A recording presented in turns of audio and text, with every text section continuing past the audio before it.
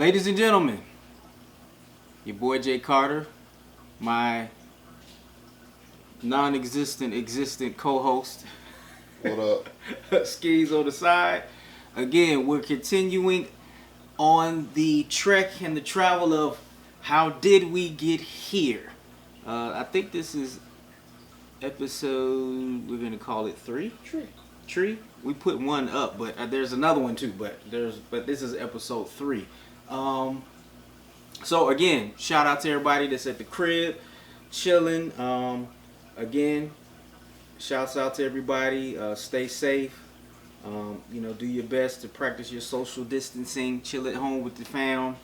Drink your water. Take your vitamins. Wash your hands.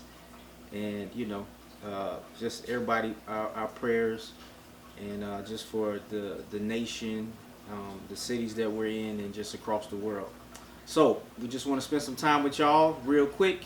The topic that we're going to discuss right now, what do we call it? Legacy. But I wrote down I, you, us.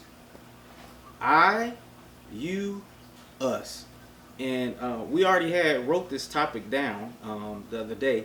And what actually even inspired us even further is we just, I know some of y'all probably already checked it out, but we just watched the Mr. Rogers movie.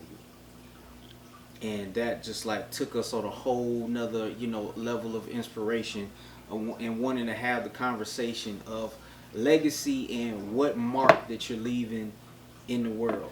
And, most of us in our age bracket, I just turned 38 on the 18th.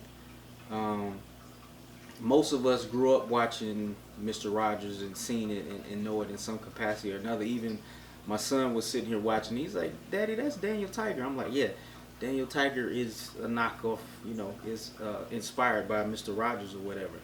But one thing that as we bring it all together, one thing that you saw that was evident in the film was just the way, not just on the show with children, but when you have those people that are genuinely have a care and a love for people, that they carry it with them everywhere that they go.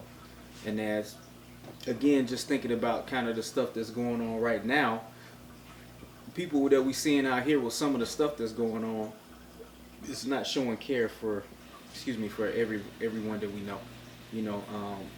Just a little bit of change in our daily lifestyle, and you see people already flipping in the way that they interact, where you fighting somebody, for the smallest little piece of little things. And for me, where it hit home for me is that Mr. Rogers in so many ways reminds me of my dad and how he is with people, and then also the late Bishop Holcomb, who was like a mentor to me, and just how little things that I would see him do in interacting with people, and how I see on there, people will always be so hyped to see Mr. Rogers, people would be so hyped to see Bishop, but he was more trying to focus on you and learning people's names and praying for them by name and all of those kinds of things. So it was just cool to watch the trek that Mr. Rogers saw something in this guy that was doing a story about him. But again, the mind frame that he had was for him to so much about me, but what about you? What's going on with you? You know what I'm saying? So I think as we trying to build legacy, and as I age more, and I think about my two. I got a 6-year-old and now getting ready to be 7, and now a 5-month-old. I just think about the mark that I want to leave, and whether it's not just a mark. But the most important thing, of course, is my family. But I also, what kind of mark do I want to leave out in the world, in the community? Whether it's at work, whether it's the person at the gas station or in the store, or just that person that you walk past every day, wanting to do those small things to engage with people and to have that interaction. And you never know what them small seeds that you could plant, what it might do, or what that little thing could do to change their life around. But I don't want to steal the whole. But No, go ahead. No, but it reminds me watching one of, I guess it was First Take. mm-hmm. And Shannon Sharp made a great point. He was saying, uh, back when I think it was, we heard of Marvin Gaye died, Mm-hmm. and his grandmother said, kind of brought up his birth date and his end date. But she said the most important thing was that dash. The dash, yep. Yep. Because that dash represents you, Mm-hmm. what imprint you left on the world. Mm-hmm. Were you a great person? Did people hate you? Do people have positive things to say to you? Do everyone, when people say look at you, what do they see? Do they see somebody that inspires them, or do they see someone they want to get away from as far as possible? Mm-hmm. I love the coronavirus. Mm-hmm. Right. Well, But- Bishop, he's always say some people brighten the room when they leave it. Yeah. You know what I'm saying? You know, he said somebody brighten up a room, and he would say people sometimes brighten up a room just by leaving it.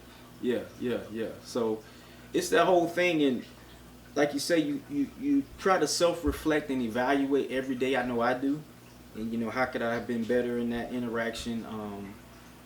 You know, I spend a lot of my time, and I had to balance it because I would spend so much time kind of just going through my mental Rolodex of thinking of folks and checking on folks and got to do this and got to do that. I got to call this person. Let me check on them. Let me text that person. You know, because I do try to do my best, and you know, in my spiritual journey is, you know, I always take it that somebody, the only bright spot or the only, you know, the only Jesus that somebody could see or the only love that somebody could see might be in that interaction that they had with me. Well, even when Bishop used to say, I got money in my pocket.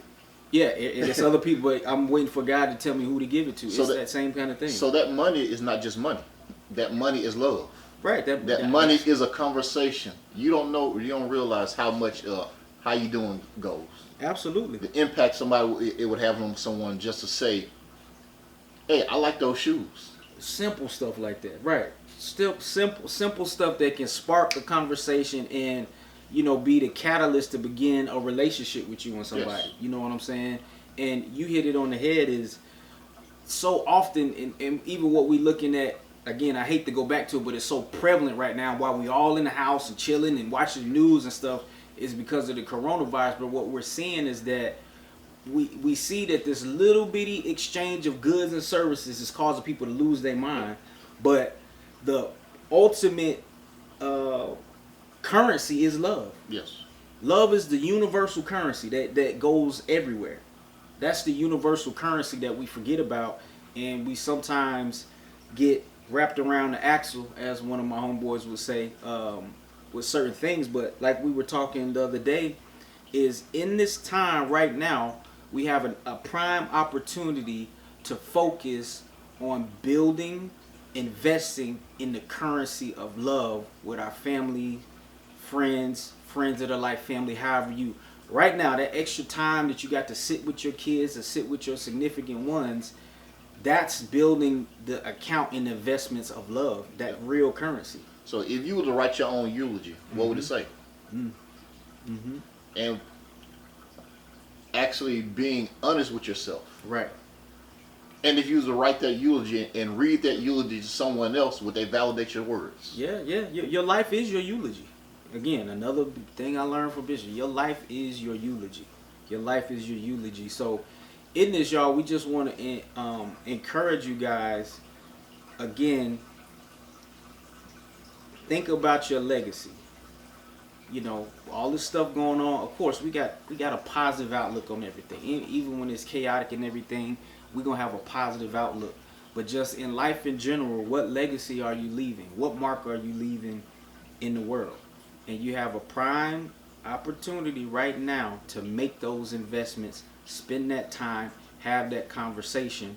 And legacy, again, oftentimes, you know, if we do, let's take it to some of the monetary things like that. You know, we have things that we gain these days, whether it's that promotion. What's the first thing we do when we get that bread?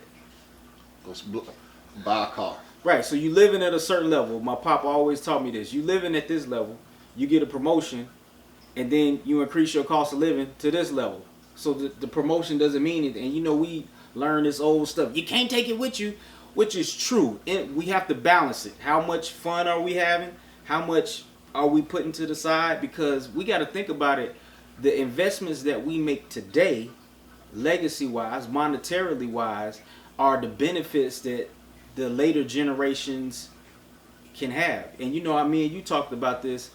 If we be honest about it, if the great legends of, say, for instance, for us as black folks, you know, the Martin Luther Kings, the Frederick Douglasses, the Malcolm X's, if they had the same kind of unfortunate mentality that we have about wanting stuff sometime, the things wouldn't have been. They'd still be in shambles. You see what I'm saying? Yeah. Because we want to have everything in our time. Like, I want to see all the fruits in my time, but some of it is for us to plant those seeds for it to grow later. We might not see it. And when is enough enough? Absolutely, absolutely. And it make me think of we had the Raw Mind Frame, but it was in the joint with Shia LaBeouf when they did the Wall Street, and he was talking to the dude. He said, "Man, everybody has a number. What's your number?" And he turned around to him and he said, "More." And that's the mind frame that we have a lot of times. It's just to get to the more point. But what we do want to have more love, more relationships, more conversation, more legacy. Tell us what y'all think. Again, this is another one of our quick conversation pieces just to get y'all thinking, man. Love and peace.